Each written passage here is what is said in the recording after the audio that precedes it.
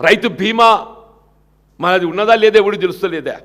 ఇది ఒక కొత్త ఇలా పత్రికల్లో చూస్తే ఏదైతుందో దాదాపు 7,000 పైచీలకు 7,600 రైతాంగం ఏదైతుందో వాళ్ళ వివిధ అనారోగ్యంతో ప్రమాదాలతో అసూలు బాస్తే వాళ్ళకి ఇన్సూరెన్స్ కంపెనీకి చెల్లించాల్సినటువంటి ఒక ఆ బీమా ప్రీమియం చెల్లించలేక వాళ్ళు ఏదైతుందో ఆ ప్రభుత్వంకి వెళ్ళి పొందే సహాయం పొందలేకపోతున్నారంటే ప్రభుత్వం యొక్క ఆలోచన విధానం ఏ విధంగా ఉందో మనకు తెలిసి వస్తుంది చెప్పండి.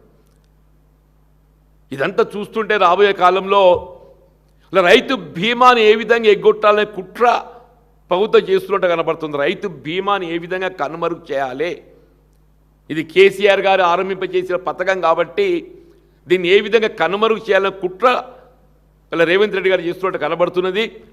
దయచేసి ఇంకా మెరుగైన రీతిలో మీరు కార్యక్రమాలు అమలు చేయాలని తలంచాలి, కానీ గతంలో అమలు చేయబడ్డ కార్యక్రమాలను కనుమరుగు చేయాలని చెప్పని మీరు ఆలోచిస్తే వీళ్ళు మిమ్మల్ని కనుమరుగు చేసే దినం వస్తుందని చెప్పి అంటున్నాను.